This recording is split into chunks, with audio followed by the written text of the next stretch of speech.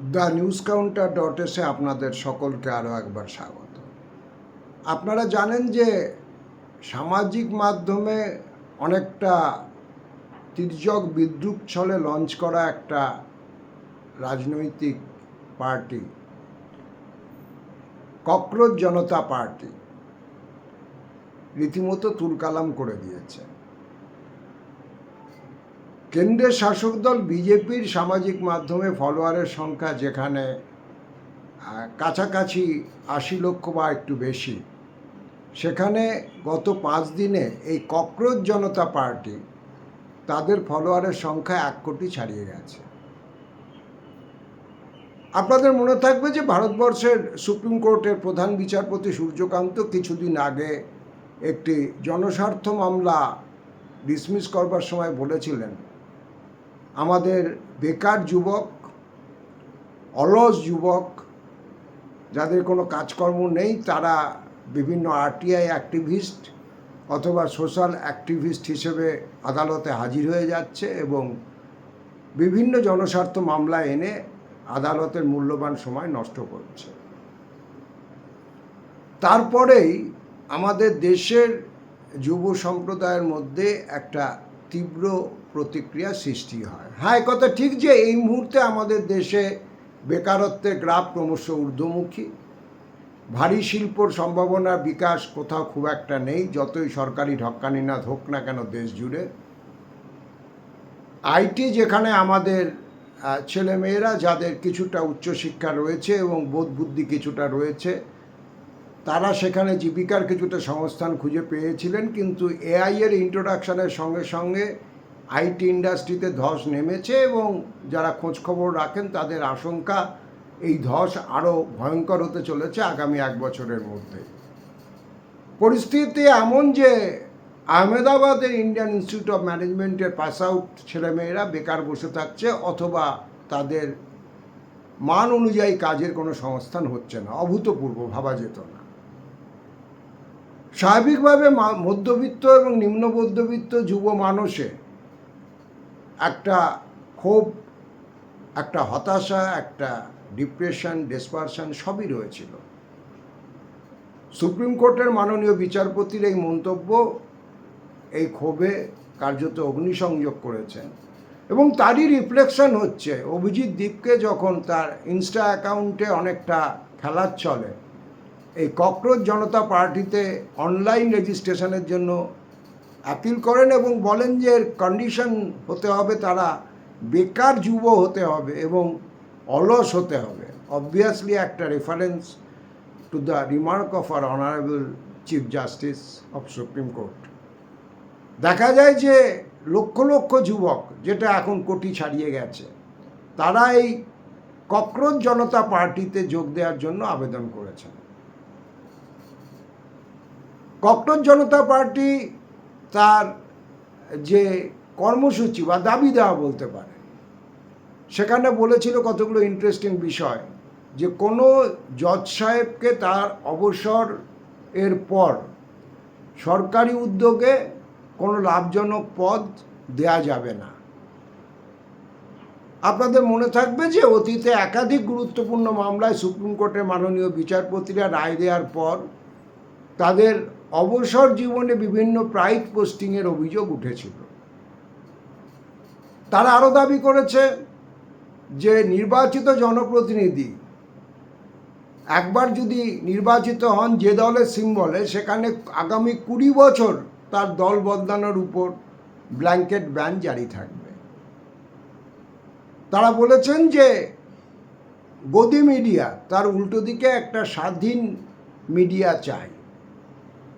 মহিলাদের কর্মসংস্থানের প্রশ্নে এবং আইনসভায় প্রতিনিধিত্বের প্রশ্নে তারা বলেছেন আইনসভার সাংসদদের সংখ্যা না বাড়িয়ে ৫০% মহিলা প্রতিনিধিত্ব নিশ্চিত করতে হবে। পাশাপাশি নিট এবং এই শিক্ষার যে কেলেঙ্কারি সামনে এসেছে, চাকরি পরীক্ষার একাধিক কেলেঙ্কারি সামনে এসেছে, এগুলো সবই তারা দাবি করেছেন যে বন্ধ করতে হবে এবং সঠিক তদন্ত করতে হবে। একটু খতিয়ে দেখলে দেখবেন যে এই দাবি দেওয়াগুলো মূলত একটু মধ্যবিত্ত, একটু শিক্ষিত কিছুটা হয়তো আরবান বা সেমি আরবান, তাদের দাবি দেওয়া, তাদের যে অন্তরের কথা, সেগুলো ককরোচ জনতা পার্টি তুলে ধরেছে। আর গোটা দেশের যুব সমাজ তাদের কাটা ঘায়ে মাননীয় বিচারপতির মন্তব্য যে নুনের ছিটে দিয়েছে, তারই তীব্র প্রতিক্রিয়ায় ঝড়ের বেগে এই ককরোচ জনতা পার্টির অনলাইন সদস্যদের রেজিস্ট্রেশন উঠে এসেছে। এই দাবি দেওয়ার মধ্যে আমাদের দেশের যে মূলগত সমস্যা, অর্থাৎ কৃষি এবং কৃষি সম্পর্কের সমস্যা, আর সম্ভবত আমরা একটা অনাগত খরার মুখোমুখি দাঁড়িয়ে আছি, তার কোনো রিফ্লেকশন এখানে নেই।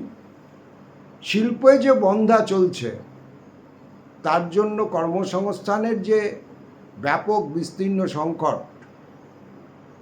এমএসএমই সেক্টর সেই লকডাউন এবং নোটবন্দির পর যে মাজা ভেঙে গেছে, তার পরিত্রাণ নিয়ে কোনো চিন্তাভাবনা ইত্যাদি, এই এজেন্ডা না থাকলেও যেগুলো মূল এজেন্ডা আমাদের দেশের এই মুহূর্তে অর্থনীতির ঘুরে দাঁড়ানোর সমস্যা, যেটা প্লাস ট্রেড ব্যারিয়ার যেভাবে আমেরিকা এবং অন্যান্য উন্নত দেশের অনুকূলে তুলে দেওয়া হচ্ছে, সেগুলো এই দাবি দেওয়ার মধ্যে, এই ককরোচ জনতা পার্টির ছেলেমেয়েদের দাবি দেওয়ার মধ্যে নেই। কিন্তু ছেলেমেয়েরা যে দাবি করেছে বা দাবি তুলেছে, তার মধ্যে এই জেন জির যে হতাশা, তাদের যে সিস্টেম সম্পর্কে অনাস্থা, তাদের যে বিচার ব্যবস্থা সম্পর্কে অনাস্থা, নেতা নেত্রীদের ঘন ঘন পাল্টি খাওয়া সম্পর্কে যে অনাস্থা, এবং শিক্ষা এবং চাকরির ক্ষেত্রে অনায়াসে চাকরি নিলামে ওঠা, শুধু দিয়ে আমাদের রাজ্যে হয়েছে তা না, গোটা দেশ জুড়েই একই চিত্র। আপনাদের অনেকের হয়তো ব্যাপক কেলেঙ্কারির কথাও মনে আছে। এই সিস্টেমকে প্রত্যাখ্যান করবার জন্য এটা কার্যত একটা নেগেটিভ ভোট হিসেবে আমাদের মাথায় রাখতে হবে। বিদ্যমান ব্যবস্থার যারা হেলম অফ দ্য অ্যাফেয়ারে রয়েছেন, তারা যদি এই ব্যবস্থা বা এই অব্যবস্থা যাই বলুন, সেগুলো সম্পর্কে যুব জনতার এই যে ক্ষোভ, এই রাগ, সেটা যারা আপাতত ককরোচ জনতা পার্টি রেজিস্ট্রেশনের মধ্যে দিয়ে তারা দেখাচ্ছেন, বা অজস্র মিমের বন্যায় ওদের পেয়ে এই মুহূর্তে ভাসছে আমি দেখছিলাম, সেগুলো সবগুলোই কিন্তু এই সিস্টেমটাকে তারা প্রত্যাখ্যান করছে। এইটা বাস্তব কথা। এই আন্দোলন যেহেতু অভিজিৎ দীপকে অতীতে, এখন উনি স্নাতকোত্তর পড়াশোনা করছেন বোস্টনে, অতীতে আম আদমি পার্টি, আপের যেহেতু সামাজিক মাধ্যমের দায়িত্বে ছিলেন, অনেকে বলেছেন যে এটা তাদেরই আবার নতুন কোনো একটা ফ্রন্টাল মুভ। এখন বাস্তবে সত্যি সেটা কিনা, যদিও অভিজিৎ বলেছেন যে আমার এটা নিয়ে কোনো পূর্ব পরিকল্পনাই ছিল না, আমরা পক্ষে জানাও সম্ভব ছিল না যে সুপ্রিম কোর্টের প্রধান বিচারপতি আচমকা এরকম একটা মন্তব্য করবেন।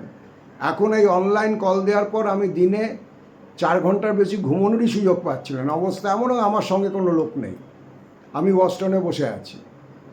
কিন্তু এই যে যুবদের, বেকার যুবক হোক বা আধা বেকার যুবক হোক, অথবা ছদ্ম বেকারত্বের শিকার ভারতবর্ষের যুবক শ্রেণী হোক, যারা কোনো ক্রমে এই দেশে বেঁচে থাকবার চেষ্টা করছে বা কোনো এসকেপ রুট ধরে বিদেশে গিয়ে জীবিকা নির্বাহের জন্য মরিয়া, তাদের মধ্যে যে লাভা তৈরি হচ্ছে, সেখানে আগ্নেয়গিরি শিখরে পিকনিক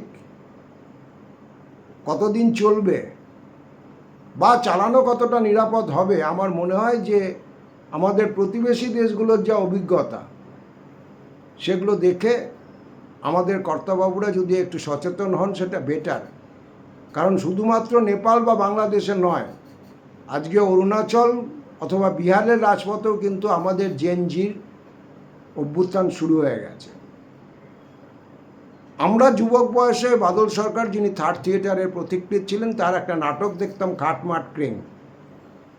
খাটমাট ক্রিংয়ে তিনি আরসোলার মেটাফর ব্যবহার করেছিলেন, এবং সেই নাটকটার একটা থিম সং ছিল যে নাচো তিরিং তিরিং, নাচো তিরিং তিরিং, খাটমাট ক্রিং। এবং এই গানটা যখন হতো, তখন সেখানকার অভিনেতা অভিনেত্রীরা নিজেদের আরসোলার বিভঙ্গে সেই গানটার সঙ্গে সিঙ্ক্রোনাইজ করতেন। মুদ্রাতে।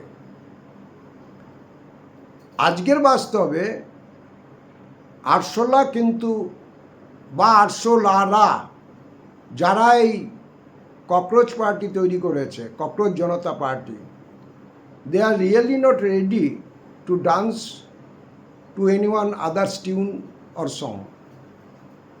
এখন এই লক্ষ লক্ষ আরশোলারা যদি সত্যি তেরে আসে, তাহলে পারে শেষ অবধি ব্যাপারটা কিন্তু অন্যদিকে চলে যেতে পারে। যারা রাজনীতির ছাত্র অথবা যারা রাজনীতির সঙ্গে যুক্ত, তারা নিশ্চয়ই এটা বুঝতে পারছেন যে ব্যাপারটার মজার পর্যায়ে আটকে নেই। ককরোচ পার্টির এই যে অভিযান, তা কার্যত এই মুহূর্তে আমাদের দেশের যুব জনতার ক্ষোভের অন্যতম প্রতিফলিকে পরিণত হয়েছে। আমরা আমাদের যেটা মনে হচ্ছে সেটা আপনাদের সঙ্গে শেয়ার করলাম। আপনারা আপনাদের মতামত অবশ্যই জানাতে পারেন, এটা আমাদের কমেন্ট বক্স খোলা থাকে। আপনাদের প্রতিটি মতামত আমাদের কাছে মূল্যবান। দেখা হবে পরবর্তী এপিসোডে। সকলে খুব ভালো থাকবেন।